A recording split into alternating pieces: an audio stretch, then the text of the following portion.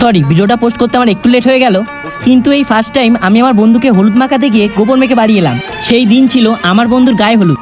এবার অনেকেই ভাববে হয়তো ওর দেখাশোনা করে বিয়ে, না, মনে মনে একটা মেয়েকে পছন্দ করতো, ফাইনালি এবারে বাড়িতে বলেছে।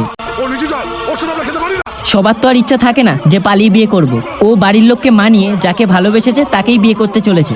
ও আমাদের জন্য গায়ে হলুদ না মেখে সকাল থেকে বসেছিল।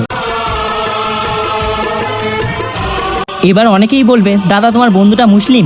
হ্যাঁ মুসলিম, তো আমি বন্ধুত্বের মধ্যে কখনো হিন্দু মুসলিম দেখিনি। যে আমাকে ভালোবাসে আমি তাদেরকে ভালোবাসি, যারা আমাকে পছন্দ করে না আমি তাদের ধারে বাড়েও যাই না। যাই হোক, হলুদ মাখাতে মাখাতে আমাকে যে কাদা গোবর দিয়ে নেপতে দেবে আমি একদমই বুঝতে পারিনি। এখান থেকে এখন বাড়ি গেলে আমার মা যে আমাকে কি বলবে তার ঠিক নেই।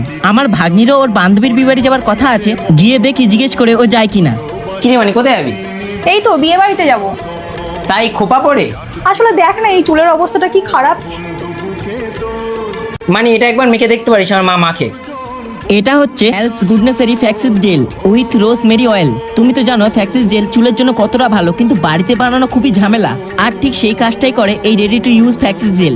এর মধ্যে থাকা ফ্যাক্সিস চুলকে সফট এবং স্মুথ করে, আর রোজমেরি অয়েল হেয়ারকে রাখে ঠিক ও হেলদি। তোমরা তো সবাই জানো যে এই গরমে ইউজ করলে কিনা মাথা চিটচিট লাগে, কিন্তু এটা লাইট ওয়েট আর ইউজ করা খুবই সহজ। কিন্তু চুলে অ্যাপ্লাই করে 10 মিনিট রেখে দিয়ে ওয়াশ করে নিলেই ডান। বিফোর আর আফটার তোমরা দেখতেই পাচ্ছ। এটা অ্যাভেলেবেল অন পার্পল.com। আমি ওপরে ট্যাগ করে দিয়েছি, তোমরা চাইলে ওখান থেকেও নিতে পারো।